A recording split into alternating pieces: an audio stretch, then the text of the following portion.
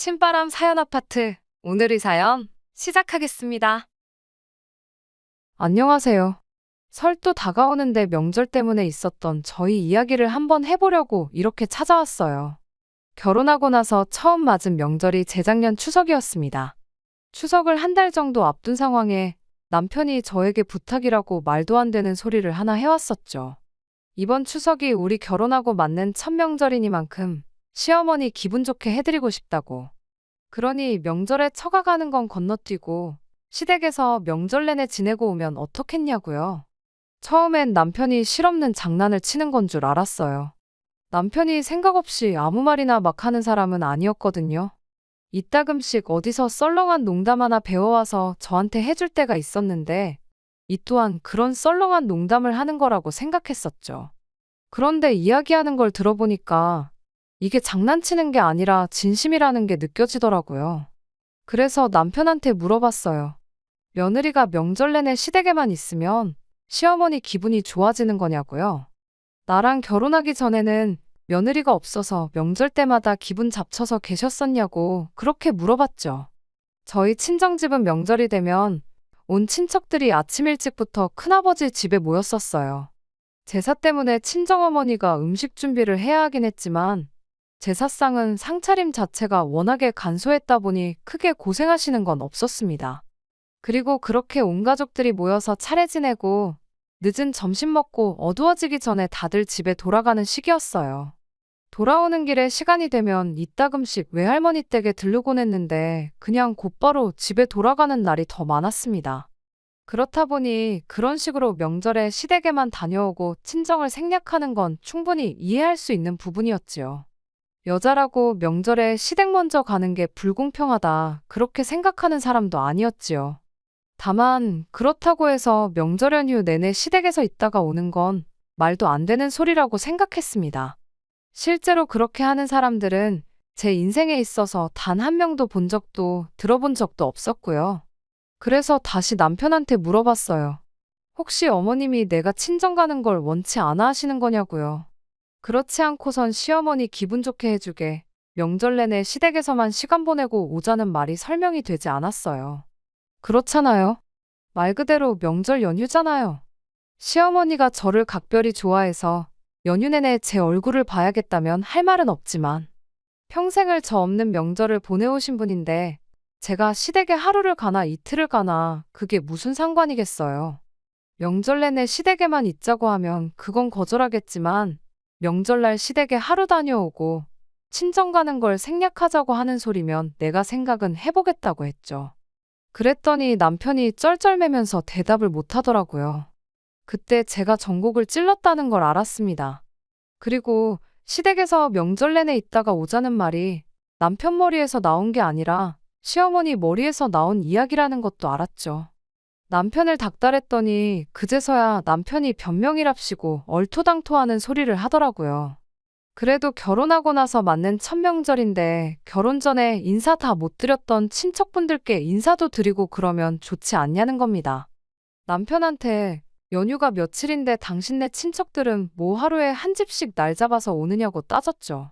그리고 그러는 당신은 우리 집 친척들한테 인사 다 드렸냐고요. 추석이 뭐 하루 꼴랑 쉬고 끝나는 빨간 날도 아닌데 며칠 내내 시댁에서 인사만 하러 다닐 것도 아니고 시댁 한번 친정 한번 다녀와도 충분히 인사 정도는 다 드릴 수 있는 거 아니냐 따졌습니다. 게다가 양쪽 집 다 지방에 있긴 하지만 시댁에서 친정까지 그렇게 멀지 않은 편이고 집으로 돌아오는 길에 있었다 보니 그딴 이유라면 친정을 생략해야 할 이유가 더더욱이 없었죠. 결국 나중 가서는 남편이 그냥 어떻게 이번 한 번만 자기가 하자는 대로 하면 안 되겠냐고 거의 빌다시피 물어왔어요. 그래도 아닌 건 아닌 거라고 나는 그렇게 할 생각 없으니 정시댁에 명절 내내 있고 싶거든. 나는 명절 당일에 인사만 드리고 택시를 타서라도 친정에 가 있을 테니 당신 혼자 명절 내내 시댁에 있다가 연휴 마지막 날 올라오라고 했죠. 그렇게 말도 안 되는 남편의 헛소리를 거절했는데 그러던 중 며칠 지나지 않아서 제 동생한테서 연락이 왔어요. 친정부모님이 명절 연휴를 맞아서 해외여행을 다녀와 보고 싶어 하신다길래 자기가 보내드리기로 했다고. 그런데 돈이 조금 모자라서 그런다고 저보고 그 여행 비용 좀 보태줄 수 있냐고 묻대요. 돈이야 제 돈으로 보태드리면 그만인 건데 그게 문제가 아니었어요. 친정부모님이 여행을 가시면 아무도 없는 친정집에 혼자 가 있을 이유도 없는 거였으니까요. 그래서 그냥 남편이 하자는 대로 하기로 했어요. 그때는 그냥 부탁 들어주고 생색도 좀 낼 겸 좋은 게 좋은 거 아니겠냐 쉽게 생각했었죠.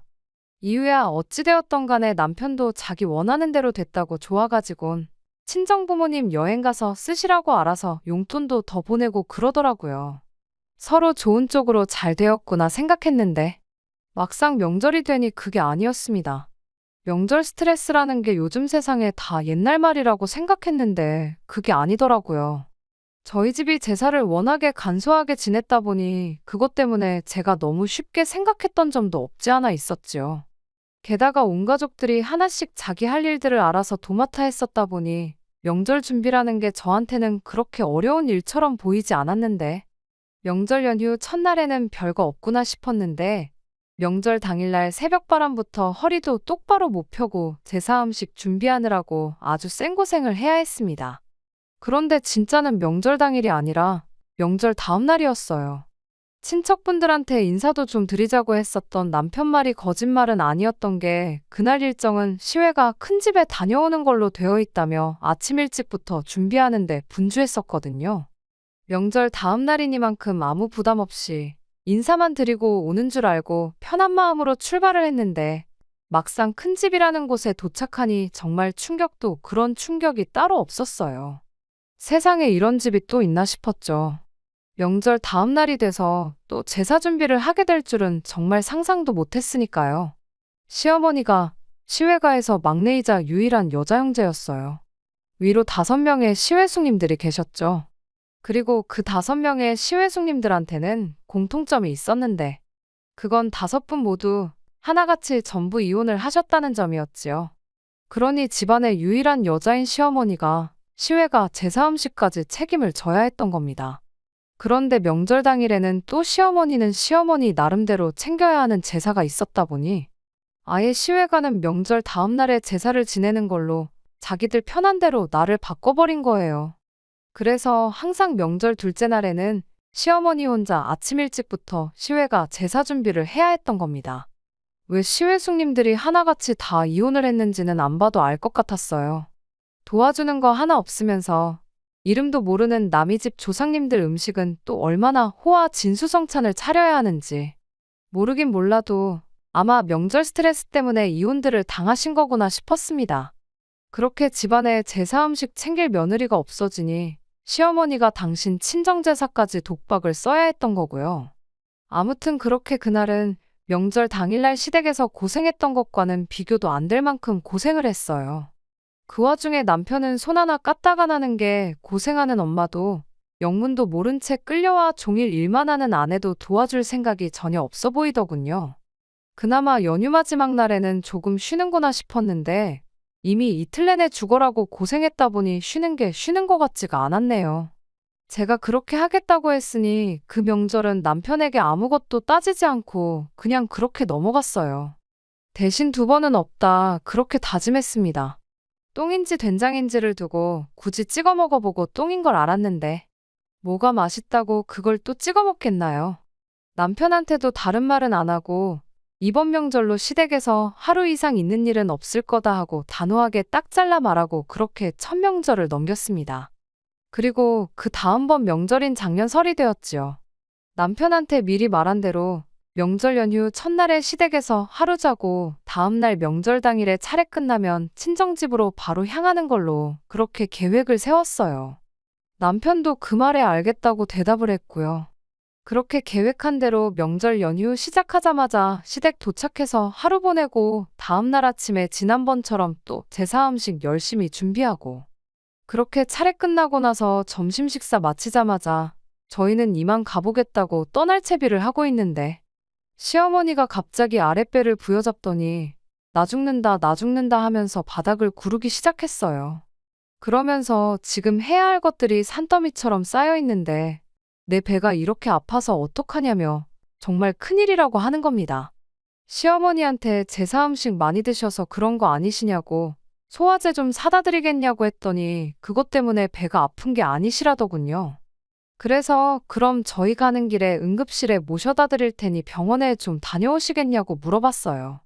그랬더니 시어머니가 아파 죽겠다는데 며느리란 게 친정 갈 생각밖에 없느냐며 저한테 뭐라고 한마디를 하는 거예요. 남편도 어머니가 많이 안 좋아 보이시는데 괜찮아지시는 거 보고 시댁에 좀 더 있다가 친정으로 출발하면 어떻겠냐고 한마디 툭 던지더군요. 어이가 없었죠. 아프면 병원에 가셔야지 며느리가 친정 안 가고 시댁에 있는다고 아픈 게 낫냐고요. 소화불량이 아니면 배가 아플 일이 따로 뭐가 있겠냐고 급성 맹장염일 수도 있으니 병원 가서 확실하게 진료를 받아보는 게 좋겠다고 저도 박박 우겼습니다. 보나마나 다음 날까지 아프다고 뻐겨서 시외가 끌고 가서 그 집 제사 준비 시키려고 하는 게 너무 뻔히 보였으니까요. 시어머니한테 며느리가 친정 안 가고 시댁에서 생고생을 하는 꼴을 봐야 낫는 병이냐고 물어볼까 하다 참았어요. 남편은 누가 봐도 꾀병을 부리고 있는 시어머니를 앞에다 두고 그래도 어머니가 아픈데 그냥 갈 수는 없지 않냐면서 힘든 거 있으면 자기가 도와주겠다고 어떻게든 시댁에 저를 붙들어 놓을 잔머리만 굴리고 있었습니다. 그래서 남편한테 말 잘했다고 나는 친정에 가야겠으니 당신 혼자 시댁에 남아서 어머님 곁을 지키라고 말하고 남편 손에 들려있던 차키 뺏어 들고 자리에서 일어났어요. 제가 진짜로 그러고 갈 줄은 몰랐는지 현관문 밖을 나갈 때까지 시어머니고 남편이고 바닥에 앉아서 나가는 저를 멀뚱멀뚱 쳐다만 보고 있었죠. 제가 밖으로 나가고 나서야 그게 진짜인 줄 알았는지 허겁지겁 따라 나오는데 마침 엘리베이터가 타이밍 좋게 오는 바람에 그 길로 남편을 따돌릴 수 있었습니다. 엘리베이터 내리자마자 저도 차까지 쏜살같이 뛰어갔어요. 계단으로 뛰어내려오면 따라잡히겠다 싶어서요. 아니나 다를까 차에 시동을 거니까 아파트 현관에서 남편이 쓰레빠 차림으로 저를 따라오더라고요. 2월이라 한참 추울 때였는데 외투도 안 걸치고 후다닥 뛰어나오는데 나 몰라라 하고 그대로 차를 출발시켰습니다. 백미러 뒤로 남편이 점점 작아지는데 이래도 되는 건가 싶다가도 속은 참 후련했어요. 그 후로 친정집에 도착할 때까지 수십 통의 전화가 걸려왔지만 다 무시했습니다. 친정 도착하고 나서 남편한테 어머님 간호 잘하고 도와드릴 만큼 도와드리고 오라고 나도 친정 부모님 도와드릴 거 있으면 도와드려야겠다고 톡 하나 보내놓고 그렇게 핸드폰을 꺼버렸습니다. 제일 힘든 게 아무래도 명절 당일이 아니라 시외가 다녀오는 다음 날이었고 솔직히 그날 해야 할 일은 다 하고 온 거나 마찬가지였으니 뒷정리하는 거나 조금 도와드리고 다음날 시외가 제사 준비하는 거 도와주고 나서야 남편이 친정에 올 줄 알았는데 제가 도착하고 한두 시간 지나서 남편이 택시 타고 친정집까지 따라왔더라고요. 아픈 어머님 두고 왜 벌써 왔냐고 물었더니 저한테 그렇다고 그냥 가면 어떡하냐 짜증만 내고 시어머니 몸이 어떤지는 대답을 안 해주대요. 진짜 혹시나 만에 하나 진짜 시어머니가 아팠던 거면 어떨까 그런 생각도 있기는 했는데 남편 그러는 걸 보니 저 친정에 못 가게 하려고 꾀병을 부렸다는 게 확실해지는 순간이었습니다. 기본적으로 명절만 아니면 남편하고는 사이가 좋은 편이었어요. 남편이 실없는 농담을 어디서 배워와가지고 제 앞에서 하는 것처럼 평소에도 둘이서 장난 같은 거 많이 치고 재밌어하고 그랬었죠. 과정이야 어찌되었던 간에 이미 지난 일이 되었으니까. 그렇게 시댁에서 도망 나온 것도 그냥 제 생각에는 두 번은 없을 만한 재밌는 추억거리가 되겠다 생각했었습니다. 그날 남편도 정작 그렇게 친정 도착해서는 제가 차 끌고 혼자 친정으로 가버린 것만 가지고 뭐라고 했지. 시어머니 기분이 어떻니 저떻니 그런 말은 꺼내지도 않았으니까요. 말씀드렸던 대로 시댁이 지방이었고 거리가 꽤나 되었다 보니 명절을 제외하고는 딱히 시댁에 시간 내서 일부러 찾아가고 그런 일은 거의 없었습니다. 어버이날 때도 생신도 그냥 용돈 얼마 보내드리고 마음만 전하고 넘어가는 게 대부분이었지요. 그래서 남편과는 또 지난 명절은 잊고 그렇게 한참 재미있게 잘 지내고 있었어요. 그런데 또 시간이 흐르고 다시 명절인 추석이 다가오기 시작하니 알게 모르게 스트레스를 받기 시작했습니다. 이게 사람들이 말하는 명절 증후군인가 싶었어요. 명절이 다가오는데 기쁘지가 않고 차라리 쉬는 게 아니고 회사로 출근하고 싶은 마음까지 들더라고요. 차라리 회사 일이 편하면 편했지. 시댁 가서 몸은 몸대로 고생하고 스트레스는 스트레스대로 받고 그날만 되면 꼭 남편도 시어머니 편드느라 괜히 멀쩡한 사이까지 나빠지는 기분이었거든요. 이번에도 시어머니가 친정 간다고 그러면 어디가 아프다고 꾀병을 부려댈지 그거 생각하면 짜증이 먼저 올라왔고 지난번에야 진짜로 제가 차키 들고 도망칠 줄은 생각도 못해서 그렇게 시댁에서 탈출을 할 수 있었던 거지. 이번에는 당한 게 있으니 저번처럼 곱게 저를 보내주지도 않을 거 아니겠냐 생각하니 더더욱 답답하더라고요. 이번에도 시어머니가 또 꾀병이 되었든 어떤 억지를 부리던 그런 식으로 저를 못 가게 막으면 이번에는 정말 방법이 없겠다 싶었거든요. 지난 설에 이미 남편과 시댁에서 하루 자고 친정 가서 하루 자고 오는 걸로 합의까지 봤던 상황인데도 남편은 그런 거 다 무시하고 그날만큼은 시어머니 편을 들어줬으니 그것도 그거 나름대로 스트레스였습니다. 사이 좋을 때야 남편이 1년에 엄마라고 명절날 2번 보는 게 전부인데 그때는 엄마 편 좀 들게 해달라고 그렇게 말하면 그냥 넘어가 주긴 했지만 또 명절이 가까워오니 사람 마음이 참 간사한 게 그 꼴을 또 보고 싶지가 않더군요. 그래서 어떻게 하면 좋을까 하다가 그때 딱 좋은 생각이 났어요. 아예 친정집으로 가는 게 아니고 명절 맞아서 친정부모님하고 여행 스케줄 같은 걸 잡아서 예약해버리면 그러면 남편도 어떻게 시댁에 남아있으라고 우기지는 못하겠구나 싶더라고요. 그렇게 동생과 상의해서 추석 연휴 맞아서 어디 국내 여행으로 적당히 다녀올 만한 곳 찾아 이래저래 여행 준비를 시작했어요. 여행 준비는 명절 앞두고 이미 한 달도 전에 모든 게 끝이 나긴 했지만 그 사실을 일부러 남편한테 이야기해주지는 않았습니다.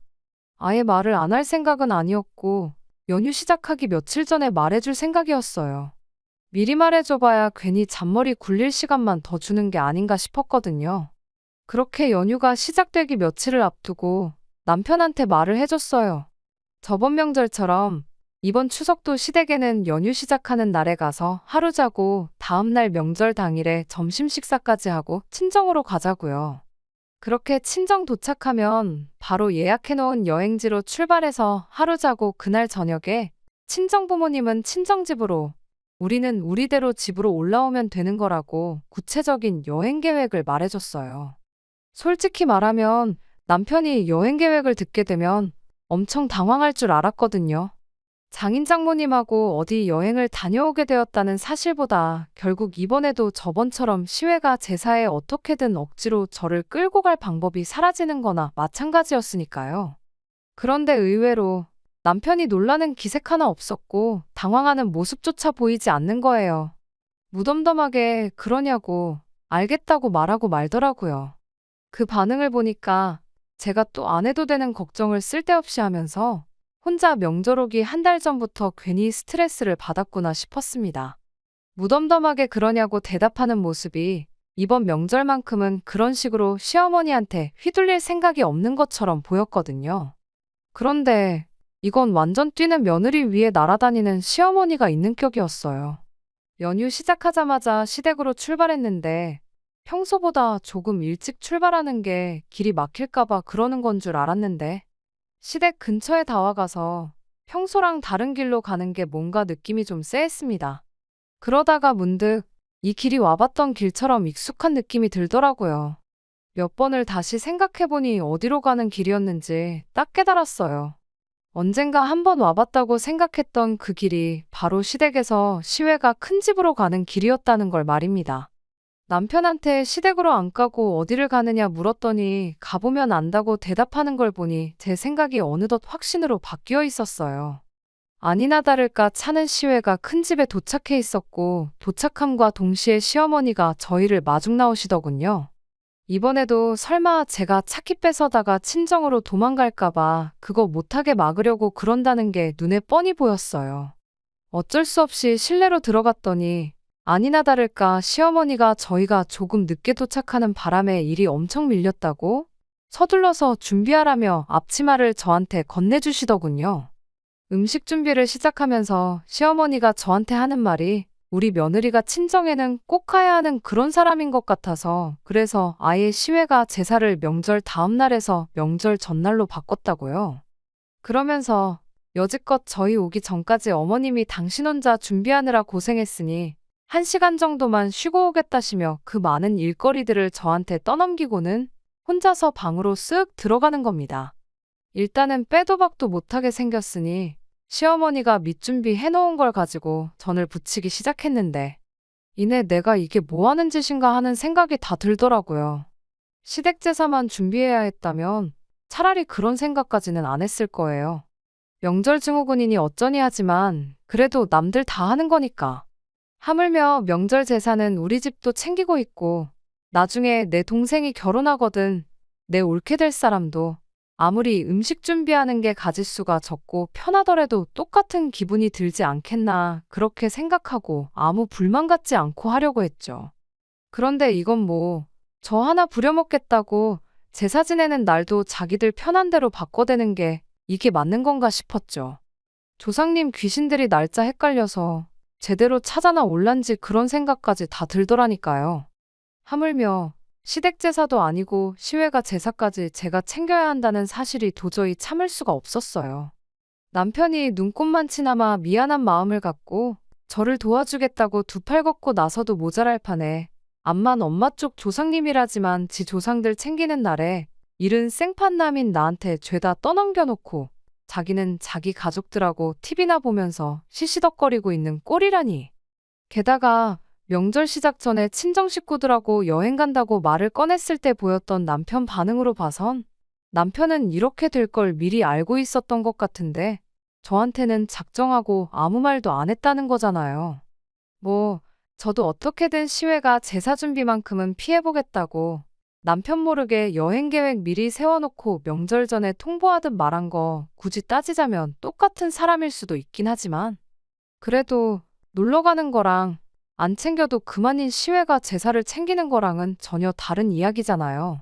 괜히 5명이나 되는 시외숙님들이 하나같이 다 결혼 생활 얼마 못하고 이혼당했는지 딱 알겠고 나도 이렇게 몇 번이나마 더 시외가 제사 때문에 스트레스 받다간 언젠가 이혼을 해도 하겠구나 하는 생각이 들었어요. 내 결혼 생활까지 걸어가면서 챙겨야 할 제사는 아니라는 생각에 그냥 그 길로 또다시 두 번째 탈출을 계획했습니다. 사실 계획하고 말 것도 없었어요.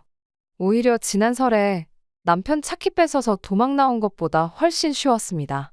시어머니가 들어오자마자 할 일이 산더미라며 저를 그 길로 주방으로 끌고 오는 바람에 저는 옷도 갈아입은 상태도 아니었고 제 가방이며 다 근처에 있었거든요.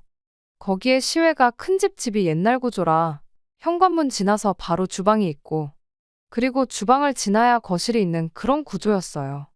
유일하게 같이 일하는 사람인 시어머니는 잠깐 눈 좀 붙인다고 방에 들어가 있는 상황이고 나머지 가족들은 제가 조상님이 먹을 귀한 제사밥에 무슨 짓을 할런지는 생각도 안 한 채 지들끼리 좋다고 명절 특집으로 TV 프로 틀어주는 거 보고 시시덕거리고 이쪽은 눈꽃만치도 신경도 안 쓰고 있었습니다.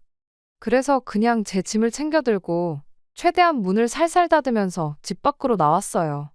차키는 남편한테 있었지만 솔직히 차키는 이제 더 이상 중요한 게 아니었습니다. 요즘 세상이 얼마나 잘 되어 있나요? 이미 탈출하겠다는 생각을 했을 때 핸드폰으로 집 앞까지 택시를 불러놓은 상황이었거든요. 그래서 이번엔 아무 방해도 받지 않고 그렇게 조용히 친정으로 도망 나올 수 있었습니다. 그렇게 친정에 다 와갈 때쯤 돼서 그제서야 제가 없어진 걸 눈치챈 건지 남편한테 너 어디에 있냐는 전화가 걸려왔어요. 시어머니가 진짜 딱 1시간만 쉬다 나오신 것 같은데 한참 전을 부치고 있어도 부치고 있었어야 할 제가 온데간데 없고 미리 부쳐놓은 전도 하나 없으니 큰 집이 그 길로 난리가 났다는 거죠. 그러면서 남편이 저보고 미쳤냐고 어른들이 여기 몇 분이 계시는데 그걸 개무시하고 친정으로 날라버릴 생각을 했냐면서요. 엄마 체면은 뭐가 되고 내 체면은 뭐가 되냐며 꼴값을 떠는데 어이가 없었죠. 영문도 모른 채 불려와서 개같이 일하는 나는 네 가족들한테 뭐 식모 정도밖에 안 되냐고 니들 체면만 중요하고 나는 뭐 체면 같은 것도 없는 사람이냐고 따졌죠.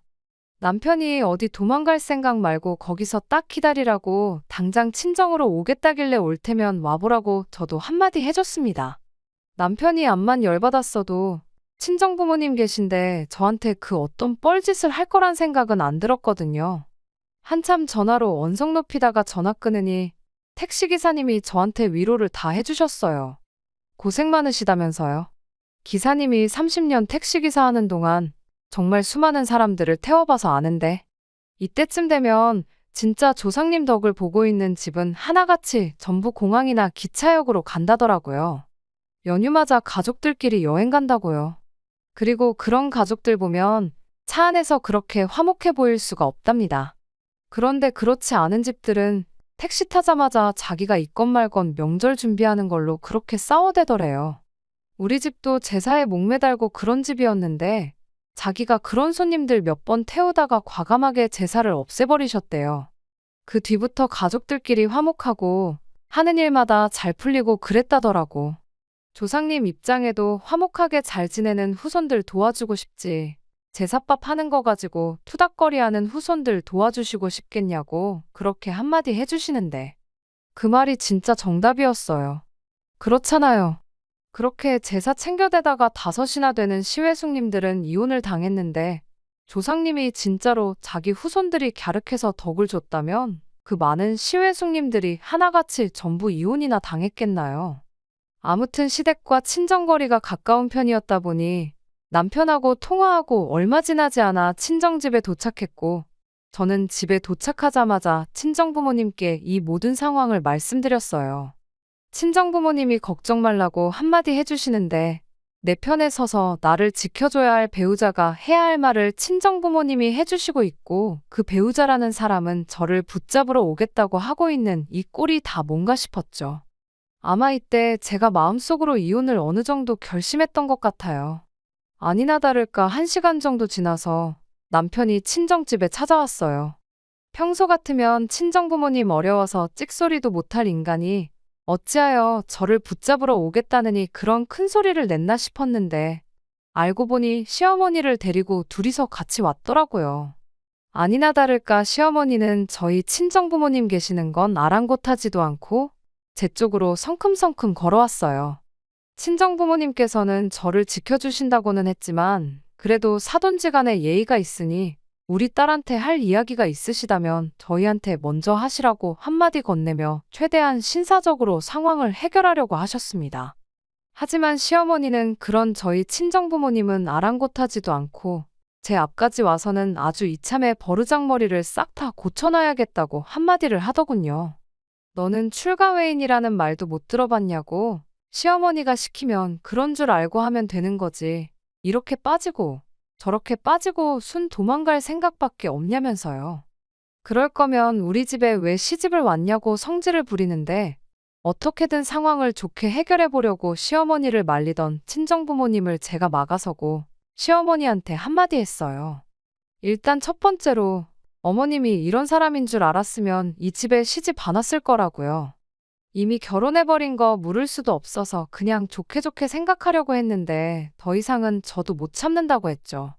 그리고 출가외인 이야기 한번 잘 꺼냈다고 그러는 어머님은 뭐 출가내인이라서 친정제사를 따로 또 챙기고 그것도 모자라서 며느리까지 어머님 친정제사 준비를 시키느냐고 따졌습니다. 어머님도 출가외인이면 출가외인답게 시댁제사만 챙기시라고요. 일이 이렇게 된 거 이미 엎질러진 물이나 마찬가지긴 하지만 제가 앞으로 명절에 시댁제사만 챙기는 걸로 이야기하면 저도 여기까지만 하고 더하지는 않겠다고까지 했습니다. 이미 이혼 생각은 굴뚝 같았지만 열받는다고 이혼하고 그럴 수는 없는 노릇이니 제 딴에는 나름 마지막 기회를 줬던 거예요. 그 말에 남편이라도 나서서 한마디 했다면 아마 다음 주에 있을 설에는 시댁에 가서 평범한 명절을 보내고 있었겠죠. 하지만 시어머니는 그럴 생각이 없어 보였습니다. 며느리가 시어머니 하는 말에 토를 다는 게 맞냐며 이번엔 저희 친정어머니를 두고 큰 소리를 내는 거예요. 저희 부모님한테 한다는 소리가 두 분도 저 같은 며느리 한번 받아보라고 당신 심정을 10분 헤아릴 수 있을 거라고 하시는데 최대한 신사적으로 나가려고 했던 친정 부모님도 그 상황까지 와서 좋게 좋게 이야기할 이유가 없었죠. 그러는 사부인은 얼마나 대단한 아들을 두셨길래 그런 말을 하시냐고 바로 되받아치시더군요. 이런 사위인 줄 알았으면 내 딸 절대로 결혼 안 시켰을 거라고요. 아내가 힘들다고 하는데 그 짐을 덜어주지는 못할 망정 이게 다 무슨 꼴이냐고요. 며느리 잡아가겠다고 방방 뛰는 시어머니를 아내 친정집까지 끌고 오는 놈이 세상에 또 어디 있겠냐고.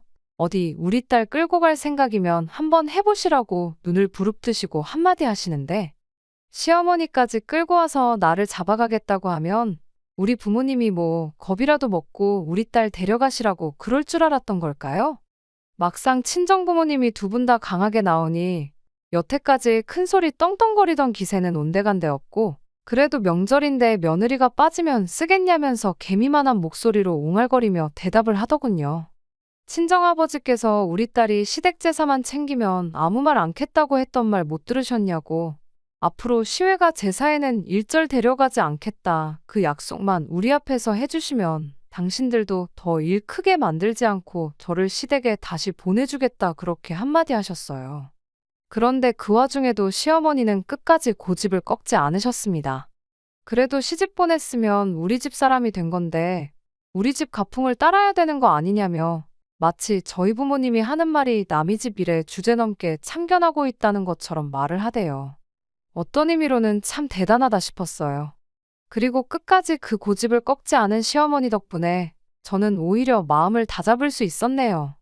그래서 그냥 그 자리에서 시어머니 앞에 그럼 이혼해서 다시 남의 집 사람이 될 테니 그토록 중요한 제사 실컷 챙기시라고 한마디 던져줬어요.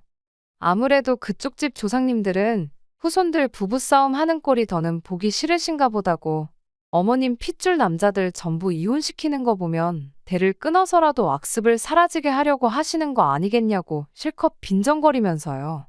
시어머니가 말 다 했냐고 방방 뛰긴 했지만 친정 부모님도 계시고 그 소란에 제 동생까지 나와 있던 상황이었다 보니 이내 남편 데리고 다시 시댁으로 돌아갔습니다. 저는 그렇게 남은 명절 친정에서 푹 쉬다가 그렇게 집으로 돌아갔어요. 친정 부모님이 같이 따라가 줄까 했지만 이혼한다고 투닥거리는 꼴 보여드리기도 싫고 이건 제 손으로 마무리 짓는 게 맞는 것 같아서 그 제안을 마다하고 혼자 올라갔습니다. 집에 갔더니 남편이 무슨 일이 있었냐는 듯 잘 쉬다 왔냐며 저를 반겨주는 꼴을 보니 어떻게든 제 화를 풀어서 이혼만큼은 면하고 싶은가 보다 하는 생각이 딱 들었죠. 하지만 저도 며칠이나마 혼자 친정에서 시간 보내면서 이혼하기로 결심을 하고 올라온 거다 보니 그렇게 어물쩍 넘어갈 생각은 없었어요. 제가 이혼 이야기를 꺼내니 남편이 그제서야 시외가 제사고 시댁 제사고 뭐고 아예 앞으로 명절에 시댁에 찾아갈 일 없고 친정만 가겠다고 저한테 이혼만은 말아달라고 부탁을 하더라고요. 그렇게 후회할 거였으면 진작에 좀 잘하지 싶었습니다. 나중에 가니 시어머니한테 전화까지 와서 저한테 사과를 하긴 했지만 나중에 또 어떤 기상천외한 방법으로 시외가 제사를 챙기게 할지는 모르는 일이잖아요. 그게 진심인지 아니면 당장 아들 이혼남 만들기는 싫어서 그랬던 건지 확신도 없었고 그냥 깔끔하게 이혼하는 게 맞다 생각해서 그날부로 이혼 서류 준비하고 그렇게 2년 남짓한 결혼 생활을 마무리하게 되었습니다. 1년에 2번 있는 명절 그거 하기 싫어서 이혼했느냐고 저를 손가락질 하신다면 그건 어쩔 수 없다고 생각해요. 하지만 저도 처음엔 그런 생각이었어요. 남들도 다 하는 거니 두 눈 꾹 감고 하면 되는 거 아니겠냐 생각했었죠. 시어머니가 제사 지내는 날까지 바꿔가며 어떻게든 저를 속여 부려먹는 게 아니라 혼자서는 힘에 부쳐서 그러니 도와달라고 솔직하게 부탁하셨었더라면 남편도 그렇게 엄마 편하라고 저한테 일을 떠넘기고 마는 게 아니라 어설픈 솜씨로라도 두 팔 걷고 같이 준비하는 신용이라도 해줬었더라면 저도 이혼까지 하지 않고 처음 생각했던 대로 1년에 2번 있는 거 이틀 고생하고 말지 하는 생각으로 결혼 생활을 이어갔었을 겁니다. 1년에 딱 2번 있는 명절이잖아요. 니일 내일 따로라고 생각하지 말고 가족 구성원 모두가 한 가족으로 같이 서로 도우는 그런 명절이 된다면 아마 명절 때 같은 이유로 싸우는 사람들은 없지 않을까, 명절 증후군이라는 말도 사라지지 않을까 그런 생각입니다. 일하는 사람 따로 있고, 먹고 노는 사람 따로 있는 거 아니니까요. 끝까지 들어주셔서 감사합니다. 오늘의 사연은 여기까지입니다. 구독과 좋아요, 알람 설정 부탁드리고 더 좋은 사연으로 다시 찾아뵙겠습니다. 감사합니다.